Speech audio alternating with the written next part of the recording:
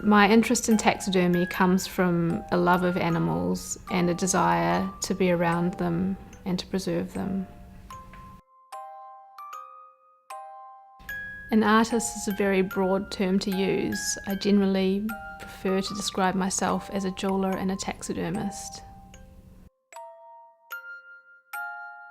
Taxidermy is a way of preserving the body of a dead animal for a very long time.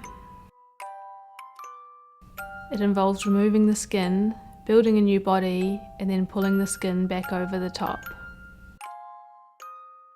It's a celebration of life, a preservation of something beautiful. This chick will form part of my Melbourne Now installation called Degustation.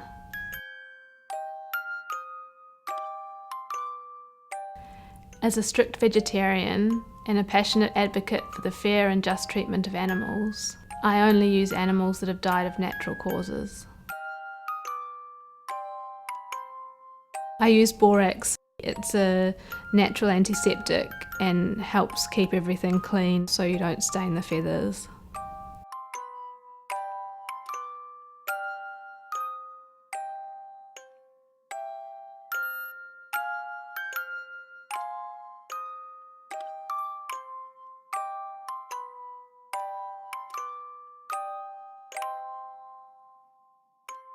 Cleaning up the skull is the most fiddly part of taxidermy for a bird. You need to be very careful around the ears and the eyes.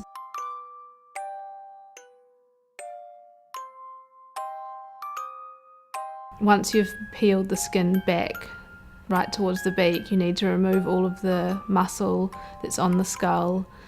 You also need to open it up and remove the brains from inside.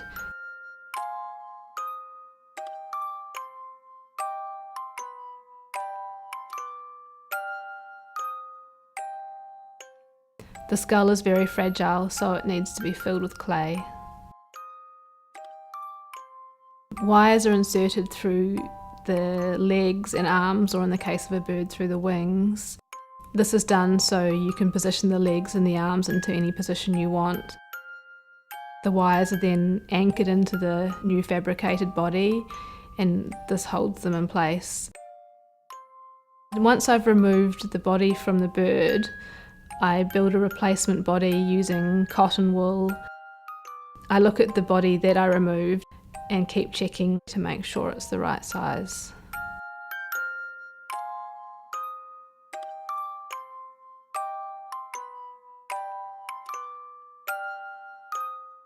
My food-based taxidermy sculptures are a statement about the way our society eats and uses animals.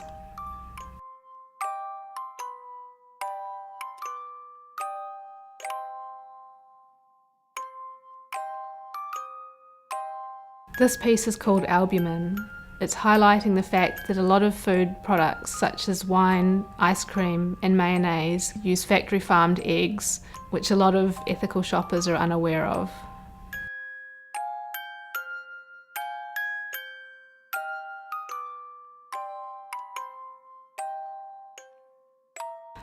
Traditional taxidermy uses glass eyes, but I use gemstones in my pieces. The stones I'm using for the eyes are black diamonds.